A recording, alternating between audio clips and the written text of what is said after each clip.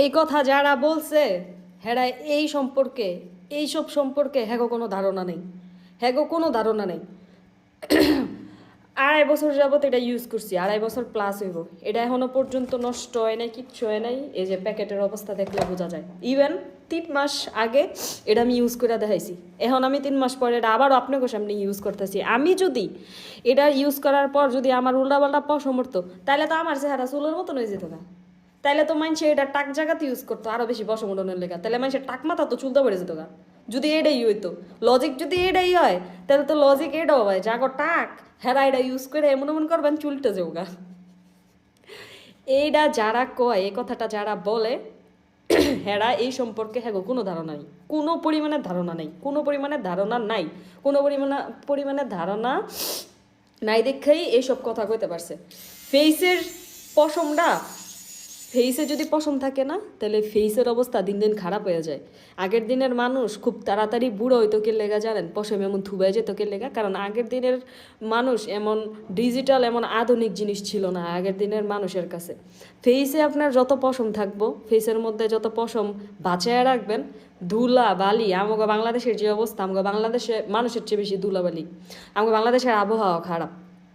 এই ধুলাবালি পশমের গোড়ায় গোড়ায় যে আটকায় থাকে, পশমের গোড়ায় গোড়ায় যে আটকায় থেকে এই ফেসের মধ্যে পিম্পল উঠায়, র্যাশেস উঠায়। ফেসের আর্দ্রতা, যে সফটনেসটা থাকে, যে নরম নরম তুলতুলে ভাবটা থাকে, ওই তুলতুলা ভাবটা নষ্ট হয়ে যায়। পিচ্ছি গো ফেস এমন তুলতুলাকে লেগা জানেন, নরমকে লেগা, কারণ পিচ্ছি গো ফেসে তখন পশম থাকে না।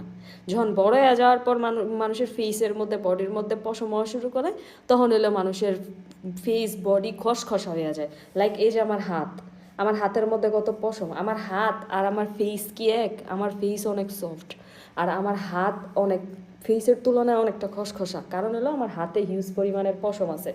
এখন আমার এই হাতে যদি ধরেন আমি মেকআপ অ্যাপ্লাই করি, ফাউন্ডেশন অ্যাপ্লাই করি, আমার হাতে এমন ট্যাপ ট্যাপ করলাম, আমার হাতে পশমের কারণে মেকআপ ফাউন্ডেশন কি বসবো? লাইক আপনারা যখন মেহেদি পরেন, মেহেদি পরার পর কিছু কিছু ভিডিওর মধ্যে থাকে না, পশমের কারণে মেহেদি বসতেছে না।